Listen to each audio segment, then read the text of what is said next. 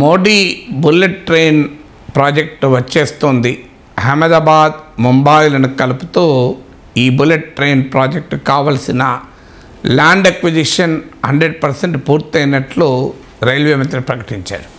అయితే ఇప్పటికీ గుజరాత్లోని కొన్ని గ్రామాల్లో రైతులు లీగల్ బ్యాటిల్ నడుపుతున్నారు. ఈవెన్ ఆ లీగల్ ఫైట్కు స్థానిక బీజేపీ నేతలే నాయకత్వం కూడా వహిస్తున్నారు. బట్ ఓవరాల్గా 100% ల్యాండ్ అక్విజిషన్ పూర్తయింది అని అంటున్నారు. మొట్టమొదటిగా కమర్షియల్ బుల్లెట్ ట్రైన్ 2027లో ప్రారంభం కాబోతోంది. 2026లోనే ట్రయల్ రన్ చేపట్టబోతున్నారు. సో ఈ బుల్లెట్ ట్రైన్ ప్రాజెక్ట్ వాస్తవానికి మోడీ ప్లాన్ చేసింది 2024 ఎలక్షన్స్కు ముందు వరకే రావాలని. 24 ఎలక్షన్స్ వరకు డెవలప్మెంట్కు సింబల్గా బుల్లెట్ ట్రైన్, హిందుత్వాకు సింబల్గా రామ్ టెంపుల్, ఈ రెండింటిని సైమల్టేనియస్గా ప్రజెంట్ చేయాలని మోడీ ప్లాన్ చేశారు. కానీ 3 కారణాల రీతే ఇది ఆలస్యమై 2027కు పూర్తయి 29 ఎలక్షన్స్కు బహుశా బ్రాండింగ్కు ఉపయోగపడుతుంది అనుకుంటాను. ఈ 3 కారణాలు: ఒకటి కరోనా వల్ల వచ్చినటువంటి పరిస్థితులు, 2 గుజరాత్లో ఈ హై స్పీడ్ రైల్ ప్రాజెక్టుకు ల్యాండ్ అక్విజిషన్ భూసేకరణకు తీవ్రమైన ప్రతిఘటన ఎదుర్కోవడం, 3వది మహారాష్ట్రలో ప్రభుత్వం మారడం. ఈ 3 కారణాల రీత్యా మధ్యలో ఈ బుల్లెట్ ట్రైన్ ప్రాజెక్ట్ ఆగిపోయింది. సో ఈ బుల్లెట్ ట్రైన్కు ఇది ముంబై అహ్మదాబాద్ల మధ్య ఈ బుల్లెట్ ట్రైన్ నడుస్తుంది. ఇది ఇప్పుడు ముంబై అహ్మదాబాద్ల మధ్య ట్రావెల్ టైం 5 to 7 hours, 5 నుంచి 7 గంటలు పడుతుంది. దీన్ని 2 అవర్స్కు తగ్గిస్తుంది ఈ బుల్లెట్ ట్రైన్. సో 2 గంటల్లోనే అహ్మదాబాద్ నుంచి ముంబై వెళ్ళొచ్చు. ఇది 2 రకాల ట్రైన్ సర్వీసెస్ ప్రవేశపెడతారని ప్రకటించారు. ఒక్క సర్వీస్ ఏమో కేవలం సూరత్ అండ్ వడోదర మధ్యలో 2 స్టేషన్లను ఆగుతుంది. ఇది ఈ ట్రైన్ ద్వారా వెళ్తే అహ్మదాబాద్ నుంచి ముంబైకి కేవలం 2 hours 7 minutesలో వెళ్ళిపోతారు, 2 గంటల 7 నిమిషాల్లో. ఇక సెకండ్ది కాస్త లేట్ వర్షన్, అంటే ఇది 10 స్టేషన్లో ఆగుతుంది. ఇక్కడ మధ్యలో 12 స్టేషన్లు ఉంటాయి, 10 స్టేషన్లో ఆగుతుంది. ఆ 10 స్టేషన్లో ఆగే ట్రైను 2 hours 58 minutes, 2 గంటల 58 నిమిషాలు, అంటే సుమారు 3 గంటలు పడుతుంది. అలా అయినా కూడా ప్రస్తుతం ఉన్న ట్రావెల్ టైంకు సగానికి సగం తగ్గిపోతుంది. సో ఈ బుల్లెట్ ట్రైను 1,08,000 కోట్ల వ్యయంతో జరుగుతున్న నిర్మాణం, 1,08,000 crores. అందుకే ఆ రోజు చర్చనీయాంశమైంది. ఇంత కాస్ట్లీ ట్రైన్ను మీరు ఒక్క దగ్గర అహ్మదాబాద్ ముంబై దగ్గర ప్రవేశపెడుతున్నారు. దేశమంతా రైల్వే సేఫ్టీని గాలికి వదిలారు. అందుకే రైలు ప్రమాదాలు పెరిగిపోతున్నాయి. రైల్వేలను సామాన్యుడికి అందుబాటులో ఉండాల్సిన ప్యాసింజర్ ట్రైన్స్ని తగ్గించేస్తున్నారు. So slowly general trains, non AC trains తగ్గించేస్తున్నారు. ఆ రకంగా రైల్వేస్ యొక్క ఎలీట్ ఇన్స్టిట్యూషన్గా మారుస్తున్నారు అన్న విమర్శలు కూడా ఈ బుల్లెట్ ట్రైన్లో పైన వినిపించాయి. అయితే మోడీ స్టైల్ అందరికీ తెలుసు. ఎవరు విమర్శలు చేసుకున్నా తాను చేసుకునే పని తాను చేసుకుంటూనే పోతాడు. క్రిటిసిజంకు, డిసెంట్ను పట్టించుకునే స్వభావం మోడీకి లేదు. అంటే మోడీ సక్సెస్ ఫార్ములా అదొక కారణం. అందుకే ఈ బుల్లెట్ ట్రైన్ ప్రాజెక్ట్ కంటిన్యూ చేశారు. 1,08,000 కోట్లతో 1,08,000 కోట్లు. టోటల్గా 508 kilometers డిస్టెన్స్. ఇది అహ్మదాబాద్ నుంచి ముంబైకి 508 kilometers దూరం. ఇందులో 350 kilometers, 350 kilometers గుజరాత్లోనే ఉంటుంది. అది కూడా ఒక ఆరో లాగా స్ట్రేట్ లైన్లో ఉంటుంది. ఆ స్ట్రేట్ లైన్లో గ్రామాలు రావచ్చు, ఉన్న స్టేషన్లు రావచ్చు, పట్టణాలు రావచ్చు, సంబంధమే లేదు. ఒక స్ట్రేట్ లైన్లో వెళ్ళిపోతుంది. ఎందుకంటే హై స్పీడ్ ట్రైన్స్కు కరువులు మధ్యలో అటు ఇటు ఉండకూడదు కనుక ఈ 350 kilometers గుజరాత్లోనే ఇది ప్రయాణం చేస్తుంది. దీని కొరకు ప్రత్యేకంగా హై స్పీడ్ రైల్ స్టేషన్లు కూడా నిర్మిస్తున్నారు. సో ఆ స్టేషన్ల చుట్టూ అనేక రకాల హోటళ్ళు, మాల్స్, ఒక పెద్ద హబ్ లాగా తయారు చేస్తున్నారు. సో ఈ 508 kilometers డిస్టెన్స్ను ర్యాపిడ్ ట్రైన్ అయితే 2 అవర్స్లోనే రీచ్ అవుతుంది. సో దీనికి అయ్యే 1,08,000 కోట్లలో 81% సాఫ్ట్ లోన్ అంటే కొంత ఎక్కువ డ్యూరేషన్లో కట్టుకోగలిగే లోన్ ఉంటుంది. Japanese international cooperation agency JICA loan ఇస్తుంది. మిగతా 19% అంటే సుమారు 20,000 కోట్లను ఈ national high speed rail corporation పెట్టుకుంటుంది. ఈ నేషనల్ హై స్పీడ్ రైల్ కార్పొరేషన్లో 50% ఈక్విటీ కేంద్ర రైల్వే శాఖది, మిగతా 25% ఈచ్ మీకు గుజరాత్ అండ్ మహారాష్ట్ర ప్రభుత్వానిది. అయితే ఈ ప్రాజెక్టు వయబిలిటీ పైన కూడా క్వశ్చన్స్ చాలా రైజ్ అయ్యాయి.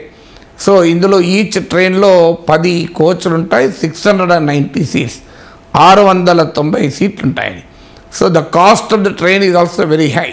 మనం వందే భారత్ చూస్తున్నాం కానీ కాస్ట్ చాలా ఎక్కువగా ఉంటుంది నార్మల్ ట్రైన్ల కన్నా. సో ఈ కాస్ట్ కూడా చాలా హైగా ఉంటుంది కనుక అక్యుపెన్సీ ఎంత ఉంటుంది, వయబిలిటీ ఎంత ఉంటుంది అన్న ప్రశ్నలు ఎదురయ్యాయి.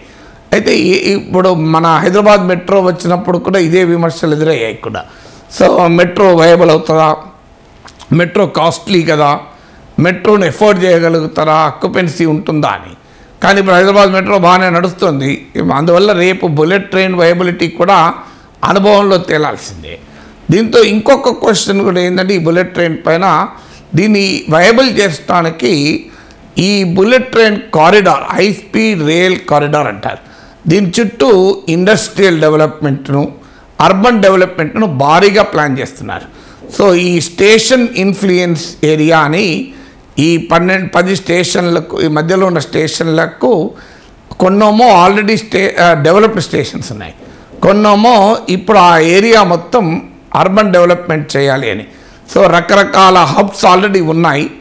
సో ఇప్పుడు ఇంకా కొత్తగా హబ్స్ కూడా క్రియేట్ చేయాలని. ఇప్పుడు ఉదాహరణకు ఇక్కడే మీకు tattoo nano car project Sunand అనే ప్రాంతంలో ఉంది. ఇది అరౌండ్ కొన్ని కిలోమీటర్ల దూరంలో హై స్పీడ్ రైల్ స్టేషన్కు ఫ్యూ కిలోమీటర్ దూరంలో ఉంటుంది.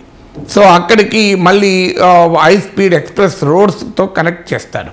సో ఈ టాటా నానో కార్ ప్రాజెక్టు ఉన్న ప్రాంతాన్ని ఒక ఆటోమొబైల్ సిటీగా, ఆటోమొబైల్ ప్రాజెక్టుగా, ఏరియాగా దాన్ని డెవలప్ చేస్తున్నారు. ఆల్రెడీ ఫోర్డ్ మోటార్స్ని ఇటీవల టాటా మోటార్స్ వల్ల అక్వైర్ కూడా చేశారు. అలాగే ఇక కొత్తగా ఒక మెడికల్ టూరిజం హబ్ను డెవలప్ చేయాలి అని కూడా ప్లాన్ చేస్తున్నారు. ఒక ఎడ్యుకేషన్ సిటీ, ఎడ్యుకేషన్ ఇన్స్టిట్యూషన్స్తో ఉండే సిటీ కూడా కొత్తగా అభివృద్ధి చేయాలని. ఆల్రెడీ సూరత్ డైమండ్ హబ్గా ఉంది. సూరత్ కూడా ఈ బుల్లెట్ ట్రైన్ కవర్ చేస్తుంది. సూరత్లో ఇటీవల ప్రపంచంలోనే అత్యంత పెద్దదైన ఆఫీస్ స్పేస్ని ఇటీవల నిర్మించారు. దాంతోపాటు ఇటీవల 2 భారీ ప్రాజెక్టులు గుజరాత్కు తీసుకొచ్చారు. ఒకటి ఎయిర్ బస్ వాళ్ళు టాటాతో కలిసి తయారు చేసే ఎయిర్క్రాఫ్ట్ మ్యానుఫ్యాక్చరింగ్ యూనిట్ కూడా ఈ హై స్పీడ్ ట్రైన్ రూట్ కారిడార్కు కనెక్ట్ చేస్తారు. అంటే కొన్ని ప్రాజెక్టులకేమో ఆల్రెడీ ఈ బుల్లెట్ ట్రైన్ స్టేషన్స్ దగ్గరలోనే ఉంటాయి, కొన్ని లేదంటే 30 కిలోమీటర్స్ 40 కిలోమీటర్స్ ఉంటే అక్కడికి మళ్ళీ ఎక్స్ప్రెస్ రోడ్లతో కనెక్టివిటీ పెంచుతారు. సో అలా టాటా ఎయిర్ బస్, మీకు air bus Tata aircraft manufacturing unit, అలాగే ఇటీవల ఫాక్స్కాన్ వారు కూడా మోర్ దెన్ 20,000 crores ఇక్కడ ప్రాజెక్ట్ నిర్మిస్తున్నారు. సో వారు ఇక్కడ చిప్ మ్యానుఫ్యాక్చరింగ్ కూడా, దాన్ని కూడా దీనికి కనెక్ట్ చేసేటువంటి ప్రయత్నంలో ప్లానింగ్ ఉంది. అంటే ఆ రకంగా ఇండస్ట్రియల్ డెవలప్మెంట్ను కూడా ఈ ఏరియాలో కనెక్ట్ చేస్తే అప్పుడు ఈ హై స్పీడ్ రైల్ కారిడార్ను వయబుల్ చేయొచ్చు అనేది అంచనా. ఈ బుల్లెట్ ట్రైన్ ప్రాజెక్ట్ ఆల్రెడీ గుజరాత్లో గిఫ్ట్ సిటీ నిర్మాణం అయిపోయింది. సో ఆ గిఫ్ట్ సిటీ గ్లోబల్ ఫైనాన్షియల్ హబ్గా దాన్ని డెవలప్ చేస్తున్నారు. ముంబైకి మరొక కొత్త హబ్గా అదనంగా దీన్ని డెవలప్ చేస్తున్నారు. సో ఈ గిఫ్ట్ సిటీకి కూడా ఈ బుల్లెట్ ట్రైన్ కనెక్ట్ అవుతుంది. ఇది కాకుండా ఆల్రెడీ కొన్ని ఇప్పటికే ఉన్నాయి, లేదా కొన్ని కొత్తగా వస్తున్నాయి. ఇప్పుడు ఉదాహరణకు 2,000 ఎకరాల్లో బల్క్ డ్రగ్ పార్క్ ఏర్పాటు, ఇది గుజరాత్ను ఒక ఫార్మా హబ్గా మార్చాలి అనేది ప్రయత్నం. దాంతోపాటు గవర్నమెంట్ ఆఫ్ ఇండియాకు స్పేస్ డిపార్ట్మెంట్కి చెందిన అటానమస్ విభాగమైన ఇన్స్పేస్తో కొలాబరేటివ్ స్పేస్ మ్యానుఫ్యాక్చరింగ్ ఫెసిలిటీ కూడా ఈ ప్రాంతంలో ఏర్పాటు చేస్తున్నారు. అలాగే ఆనంద్లో స్టోన్ ఇండస్ట్రీ క్లస్టర్ను కూడా డెవలప్ చేస్తున్నారు. దాంతోపాటు ఫుడ్ ప్రాసెసింగ్ క్లస్టర్ ఒకటి తేవాలి అనే ఆలోచనలు ఉన్నారు. అంటే వడ్డించేవాడు మనవాడు ఉంటే ఏదైనా అవుతుంది అన్నట్లు ప్రధానమంత్రి నరేంద్ర మోడీ గుజరాతీ కనుక, హోంమంత్రి అమిత్ షా గుజరాతీ కనుక దేశంలో ఉన్న అన్ని రకాల పరిశ్రమలు ఇక్కడికి వచ్చేస్తున్నాయి. ఇప్పుడు నేను ఇంతకుముందు చెప్పిన దాంట్లో మీరు లిస్ట్ చేయండి. అలాగే మీకు Canadian company rail car manufacturing and assembly unit. So ఎన్ని రకాల ఇండస్ట్రీస్ ఈ బుల్లెట్ ట్రైన్ లింక్ చేస్తున్నారు. అంటే ఆల్రెడీ కొన్నేమో ఇప్పటికే ఉన్నాయి, కొన్ని కొత్తగా వస్తున్నాయి.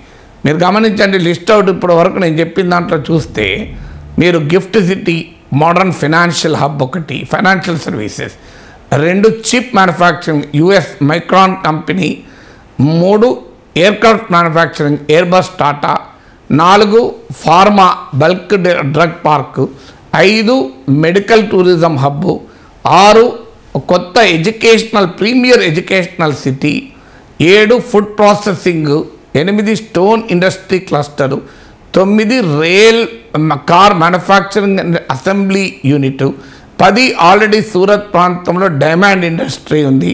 ఇవి ఆల్రెడీ ఎగ్జిస్టింగ్ ఇండస్ట్రీస్. ఇలా ఆల్రెడీ గుజరాత్, మహారాష్ట్ర ఈ 2 రాష్ట్రాలు దేశంలో ఇండస్ట్రియలైజ్డ్ స్టేట్స్లో టాప్లో ఉంటాయి. సౌత్లో తమిళనాడుతో సహా టాప్లో ఉండేవి గుజరాత్ అండ్ మహారాష్ట్ర. ఈ 2 దేశంలో పెట్టుబడులు, దేశ స్వదేశీ విదేశీ పెట్టుబడులకు కూడా ఈ 2 రాష్ట్రాలే టాప్. అలాగే మీకు బ్యాంకుల నుంచి రుణాలు తీసుకునే పారిశ్రామిక రంగం కూడా ఈ 2 రాష్ట్రాలే top. So already Maharashtra, Gujarat ఇప్పటికీ ఇండస్ట్రియల్లీ డెవలప్డ్ స్టేట్స్. ఆ ఇండస్ట్రియల్లీ డెవలప్డ్ 2 రాష్ట్రాల రాజధానులకు కలుపుతూ పెద్ద ఎత్తున ఇండస్ట్రియల్ డెవలప్మెంటు, అర్బన్ డెవలప్మెంట్ను సమన్వయపరిచే లక్ష్యంతో ఈ బుల్లెట్ ట్రైన్ నిర్మాణం జరుగుతోంది.